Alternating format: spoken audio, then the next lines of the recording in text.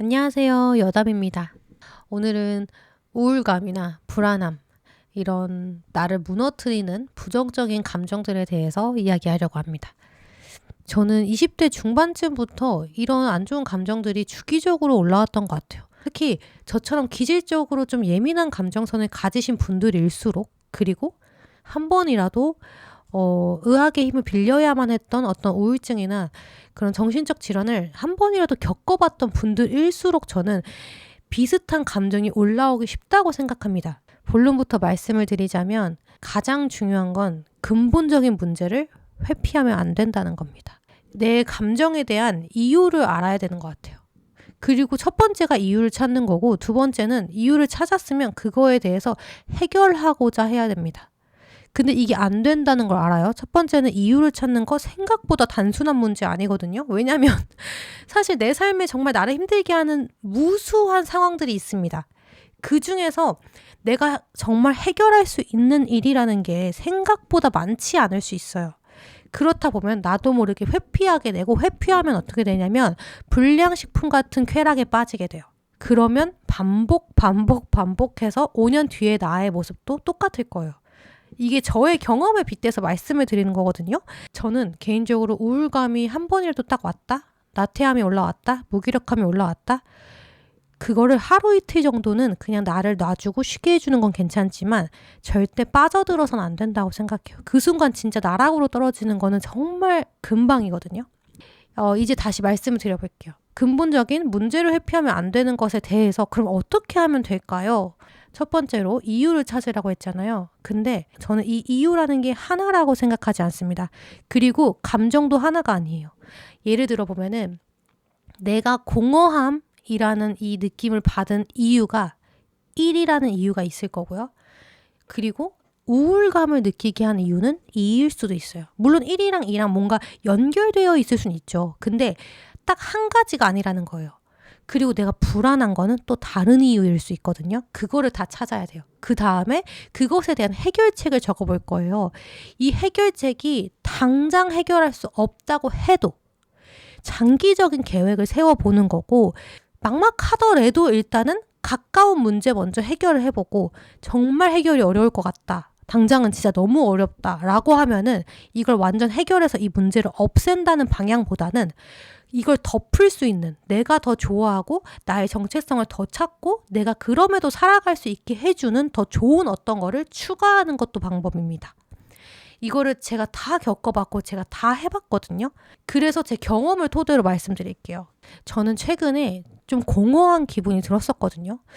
퇴근하고서 집에 와서 누워있으면 뭔가 그냥 공허한 거예요. 실제로 저는 퇴근 후에 굉장히 바쁘거든요. 저는 저녁도 요리해서 해먹고, 그럼 설거지 해야 되지, 청소 루틴 내가 생각한 거 해야 되지, 그리고 운동도 보통은 짧게 운동을 제가 홈트를 하고 자거든요. 운동해야 되지, 강아지 돌봐야 되지, 산책 나가지, 정말 빡빡해요, 스케줄이. 그럼에도 불구하고 너무 내가 그냥 내 삶이 만족스럽지 않아서 공허하고, 뭔가 그러다 보니까 괜히 핸드폰만 보고 릴스 같은 거 보고 있고 이런 거죠. 이거에 대해서 문제가 뭘까라고 생각을 해보는 겁니다. 그럼 첫 번째 감정 뭐예요? 공허함이죠. 공허함이라고 적으면서 생각을 해보니까 저는 제가 최근에 너무 삶의 목표나 방향성을 잊고 살았기 때문에 공허하다라는 걸 깨달았어요. 그리고 여러분, 이거는 가능하면 노트에 적어보시는 게 좋습니다. 당연히 노트북이나 핸드폰에 쓰는 것도 좋기는 한데, 이렇게 좀 끄적끄적해서 내 머릿속에 있는 거를 꺼내주려면 낙서식으로라도 손으로 써보는 게 좋은 것 같아요, 일단.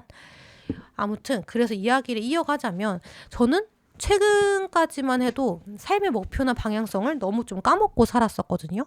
사실 목표를 세울 때는 도파민이 나오지만 성취감을 느끼기까지 너무 오래 걸리잖아요. 그러다 보니까 그래, 장대한 목표를 가질 바엔 그냥 좋은 시스템 하나, 좋은 습관을 만들고 그 루틴대로 건강하게 사는 게 훨씬 나한테 좋은 길이다 라고 생각해서 그렇게 살다 보니까 그런 것도 너무 좋지만, 그럼에도 제가 느끼기에는 너무 삶의 목적이나 방향성이 없는 열심이라는 건 저한테 공허함을 주더라고요. 저는 공허함이라는 이 감정에 대한 이유를 목표가 없음이라는 걸 깨달았고요. 그렇다면 이걸 해결하기 위한 방법도 적어보는 거예요. 내가 이전에 세웠던 목표는 뭐가 있었지? 이런 식으로. 옛날에 저는 중정주택에서 사는 게 진짜 꿈이었거든요. 그러니까 지금도 꿈이에요. 어떻게 보면. 근데 그 꿈을 이루기 위한 계획들이나 자잘한 목표들을 너무 까먹고 살았던 거죠. 또는 정말 좋은 방법, 내가 좋아하는 거 찾는 진짜 좋은 방법은 내가 질투하는 사람을 찾는 거예요. 내가 누굴 질투하나, 내가 어떤 유튜버를 질투하나 이런 거 있잖아요. 아니면 질투가 아니라 나 이 유튜버는 진짜 만나보고 싶어 이런 거. 그러다 보면 내가 뭘 좋아하는지를 알 수 있어요. 저는 사실 그 중정주택이라는 저의 미래의 꿈의 집 이런 목표도 있었지만 그거 말고 제가 진짜 질투하는 게 2가지 있거든요. 첫 번째는 진짜 사랑에 빠진 순애 같은 연인들을 보면 너무 부러워요. 저는 늘 순애파이기 때문에, 그리고 사랑이라는 걸 너무 좋아하는 사람이라서 그런 사람들 보면 부럽거든요. 그러면 그렇게 적어요. 일기에 막 그냥 끄적끄적. 이거 형식을 지킬 필요가 없어요. 그래 맞다. 질투하는 사람 짝짝 해놓고 사랑하는 연인들, 그래 나 사랑을 진짜 사랑하는 사람이었지, 그걸 까먹었네 이렇게 적고, 과거의 내 꿈 중정주택 이것도 한번 적어보면서 이러기 위해서는 뭐 돈이 얼마나 있어야 되고 그럼 몇 년의 목표를 잡아야 되고 뭐 이런 거를 적어보죠. 그 다음에 내가 좋아했던 것들, 뭐 내 취미들 이런 것들을 적어보면서 삶의 목표나 방향성을 조금씩 적어가는 거죠. 근데 이 삶의 목표나 방향성이라는 게 사실은 어린 나이에 저는 정할 수 없다 생각해요. 딱 하나로 정하기엔 좀 어렵다 생각해요. 이거 삶의 숙제라고 할 정도로 나에 대해서 탐구하고 알아가고 계속해서 해나가야 되고 심지어 계속 바뀔 수도 있다고 생각하거든요. 그렇기 때문에 만약에 저처럼 비슷한 이유로 우울감이 계셨던 분들은 이거를 꾸준히 내가 글로 적어보고 내가 다시는 잊지 말아야지 라고만 생각해도 도움이 돼요. 그리고 2번째로 제가 불안했다 라고 하는 이유는 또 따로 있었어요. 아까 말한 것처럼 여러분들이 느끼는 부정적인 감정의 이유가 다를 수 있기 때문에 그걸 따로 적는 겁니다. 저는 불안했던 이유는 진로 문제였어요. 내가 지금 다니는 이 회사가 평생 일할 수 있긴 한가? 내가 이렇게 수동적으로 살아도 되나? 내 미래를 위해서 그럼 나는 지금부터 뭘 더 준비해야 되나? 이런 불확실한 미래에 대한 그런 불안이죠. 근데 그럼 내가 우울하고 눈물이 자꾸 나는 이유는 뭘까? 를 생각해 봤을 때 비슷한 이유였는데 좀 달랐거든요. 직장 생활이라는 게 정말 안 맞기도 했지만 저는 개인적으로 그것보다는 제가 강아지가 있는데 이 강아지를 집에 두고 제가 나간다는 이 사실이 너무 힘들었어요. 지금 제가 이야기하고 있는 이런 것들에 대해서 대략 한 6개월 전 정도부터 조금 생각을 해봤었어요. 생각하다가 문제 해결 중에서 제일 먼저 시급한 게 저는 출근을 안 해야겠다라는 거였거든요. 실제로 제가 지금 하고 있는 업무가 현실적으로 집에서 충분히 할 수 있는 일이에요. 재택근무가 가능한 온라인 업무를 하고 있거든요. 근데 이걸 내가 먼저 이렇게 제안한다는 게 너무 쉽지 않은 일이잖아요. 근데 1년 정도를 내가 열심히 매출을 내서 정말 누가 봐도 내가 낸 매출이고 내가 해낸 어떤 성과를 내보자. 그리고 이걸 내가 집에서 재택근무를 해도 충분히 가능하다는 걸 좀 보여준 다음에 내가 어느 정도 입지가 되었을 때 그때 이제 말씀을 드려보자. 재택근무로. 그리고 뭐 당장 재택으로 완전 전환은 어려워도 재택근무의 허락을 받고 난 다음에는 뭐 바쁠 때만 잠깐 몇 시간 정도 출근을 한다든지 이런 식으로 해보자라는 생각을 했었어요. 그렇게 해서 저는 결국 지금 그렇게 생각을 한 지 6개월 정도 뒤에 재택을 지금 받아낸 지 한 일주일 정도 됐거든요. 그래서 사실 너무 저게 행복한 상태긴 해요. 이 우울감이 어느 정도는 줄어들었어요. 왜냐하면 강아지를 두고 나간다는 거에 대한 정말 죄책감과 속상함과 능력 없는 내 자신한테 너무 화나는 그런 것들은 사라졌어요. 근데 아무튼 이런 식으로 해서 저는 장기적인 목표를 세워서라도 해결하고자 하는 의지를 가지고 계획을 세웠다는 것만으로도 정말 뭔가 기분이 좋아져요. 그리고 실제로 해결이 될 수도 있어요. 저는 사실 1년 정도를 목표를 두고 있었는데 생각보다 빠르게 그런 날이 다가왔거든요. 그래서 내가 가진 감정이 뭔지를 먼저 들여다보고 그 이유를 진짜 곰곰이 생각해 보니까 이렇게 해결 방법도 나오게 됐고, 해결 방법이 나오니까 그거에 맞는 계획을 세우게 되고, 그리고 그 계획을 조금씩 해 나가면서 이제 동기부여도 되고 기분도 조금씩 나아지고, 결국에 저는 지금 한 가지는 일단 해결을 했죠. 이 우울감이라는 집에서 나가기 싫다는 요거에 대한 거는 해결을 좀 한 상태입니다. 그리고 한 가지 더. 제가 문제를 해결하는 방식도 있지만 문제 해결이 너무 어려운 경우에는 좋은 걸 추가하는 그런 방법도 있다고 했잖아요. 그런 부분에 있어서는 좌절하지 마시고 해결에 초점을 두지 않고 보완하는 거를 초점에 두는 거예요. 예를 들면 제가 아까 불안한 이유는 진로 문제라고 했잖아요. 내가 평생 이 일하는 게 맞나? 내가 원래 뭘 좋아했지? 난 뭘 준비해야 되지? 나는 어떤 일을 하는 게 잘 맞을까? 이런 고민하잖아요. 그 부분에 있어서 당장에 솔직히 저도 당장 일 못 관두거든요. 저희 강아지가 나이가 많아서 가족끼리 다 같이 키웠었는데 어렸을 때 가족들이 사정이 다 생기고 가족 구성원 모두가 또 각자의 가정이 생기고 막 이러면서 독박육아로 제가 혼자 케어하기 시작한 지가 지금 6년이 됐거든요. 애가 16살이에요. 그러다 보니까 진짜 돈도 많이 들어가고 삶이 정말 강아지한테 좀 많이 치우쳐져 있거든요. 그러다 보니까 아무튼 이 내용은 그렇게 중요한 건 아니지만 아무튼 저도 현실의 벽에 항상 굴복하게 됩니다. 일을 못 관둬요. 그렇다고 하면 이 불안한 이유인 진로 문제를 어떻게 해결해야 되냐. 저는 아까도 말했지만 일기를 일단 쓰시길 너무 추천드리고요. 일기 형식이 아니라 그냥 노트에 끄적이는 걸로 시작하세요. 아까 얘기한 것처럼 질투하는 거를 적으라고 했죠. 진짜 이번 생에 하고 싶은 게 뭔지. 내가 이번 생에 이거 안 하면 솔직히 아쉽다. 제가 적어놓은 거에 어떤 형태로든 작가가 되고 싶다는 생각을 진짜 어렸을 때부터 했었어요. 그림도 마찬가지고 아니면 글을 적는 것도 마찬가지고 과거에는 제가 지금과 비슷한 이유로 제 삶의 목표를 찾고 막 이 불안감이나 이런 무기력을 없애기 위해서 시작했던 취미가 뜨개질이었거든요. 그 뒤로 저는 그 뜨개질을 정말 좀 오래 하고 열심히 하면서 남의 도안을 보지 않고 제 스스로 제 도안을 만들어낼 실력까지 왔었어요. 그렇게 해서 취미로 시작했던 걸로 실제로 저는 뜨개질 작가로 활동을 좀 했었거든요. 강의 같은 거 만들어서 유튜브로도 활동을 했었고 이제 뜨개실 회사들이 있어요. 유명한 한국 회사들이 많은데 그중에 뜨개질 한다는 사람은 모를 수가 없는 실회사가 있어요. 그런 회사에서 협업해서 작가로도 일을 하고 이것처럼 내 취미를 만들어 보면서 내가 진로에 대한 불안감을 취미로 덮어버리는 거예요. 그리고 아까 말한 것처럼 저는 글을 잘 쓰는 사람이 되게 부러웠어요. 노트에 이렇게 적는 거예요. 아, 글을 잘 쓰는 사람이 되고 싶다. 그 다음에 해결 방법에는 뭐라 적냐면 그러면 블로그를 시작해보자. 또는 인스타에 카드 뉴스나 뉴스레터 이런 형식으로 내가 생각하고 있는 것들, 내가 뭐 영화를 보고 뭐 책을 보고 느낀 감상 같은 거를 이렇게 적어보자. 그리고 같은 주제로 유튜브에서는 내가 이렇게 팟캐스트로 이야기하면서 업로드를 해보자.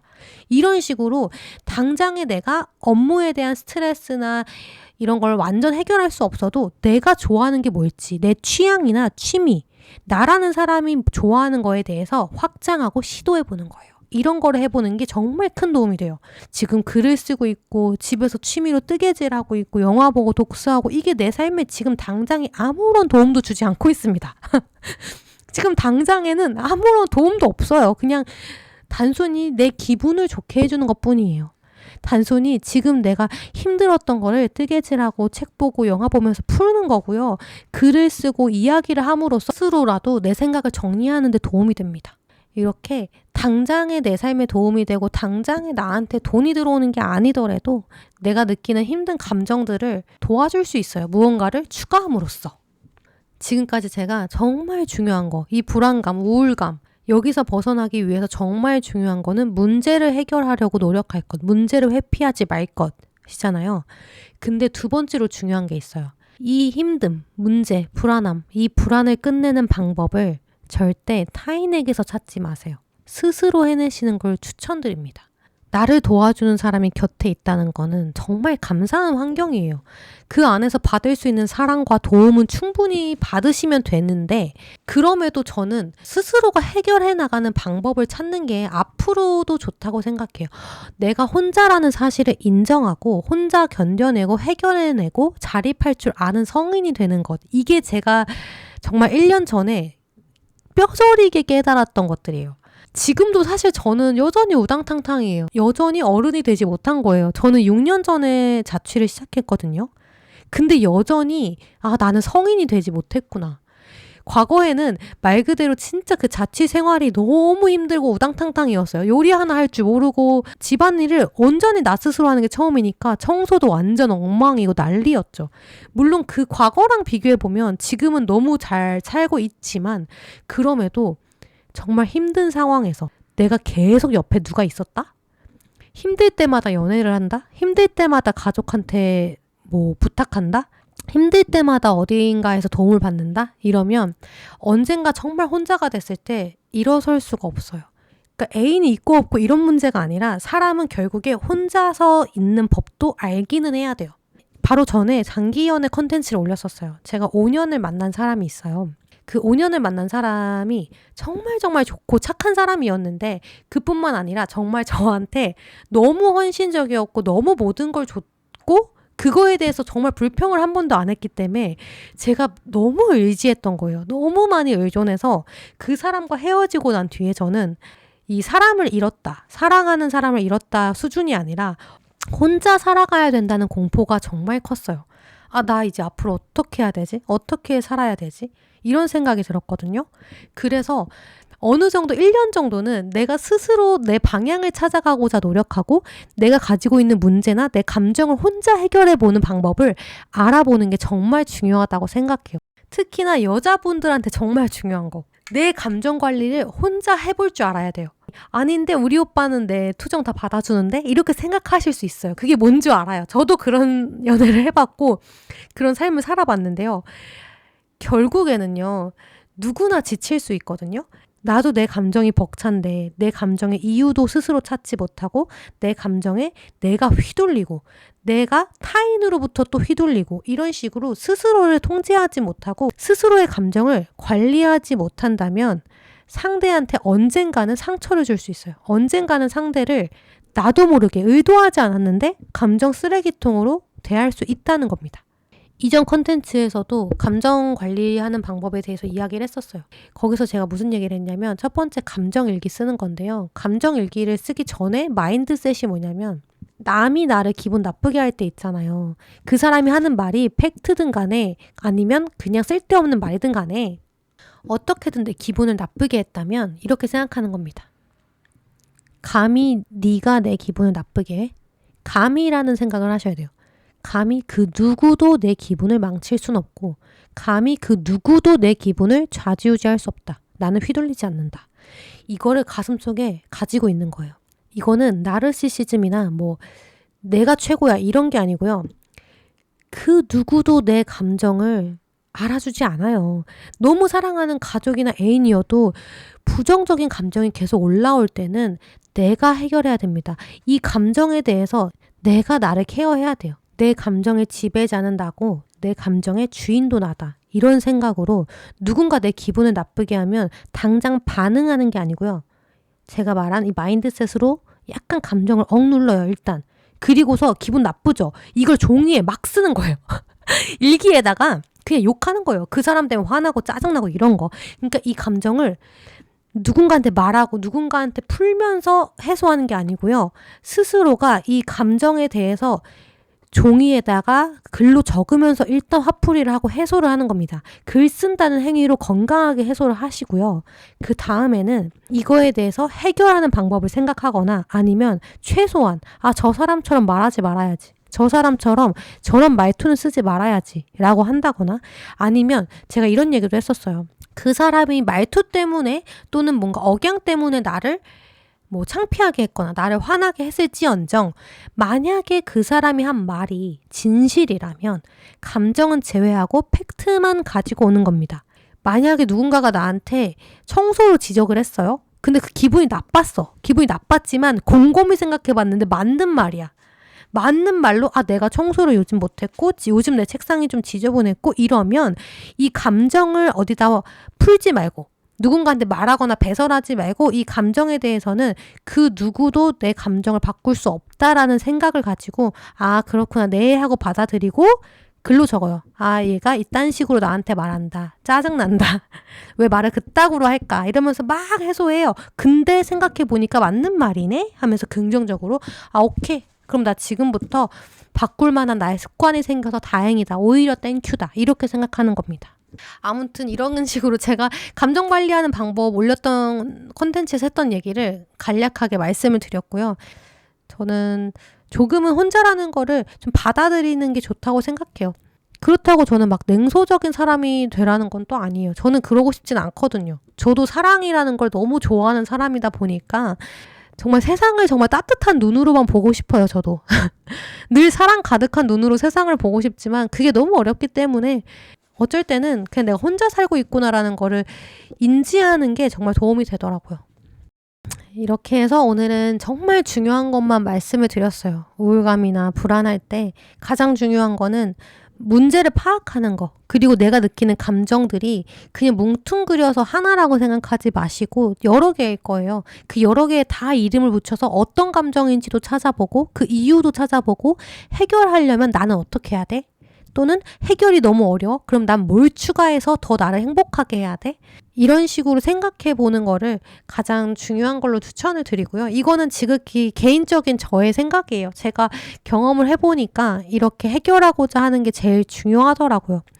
그리고 또 말씀드릴 게 정말 많아요. 예를 들어서 제가 지금까지 정말 많이 실패하면서 겪은 저처럼 불안감이 많고 무기력해지고 쉽게 이런 사람들이 어떻게 루틴을 잡아서 그래도 비슷한 컨디션을 유지하면서 루틴대로 살 수 있는지, 제가 추천드리는 정말 좋은 루틴들 이런 것도 다음 컨텐츠에서 꼭 해보고 싶어요. 그러면 다음에도 여담의 방에 꼭 찾아와 주시고요. 오늘은 여기까지 하겠습니다. 감사합니다.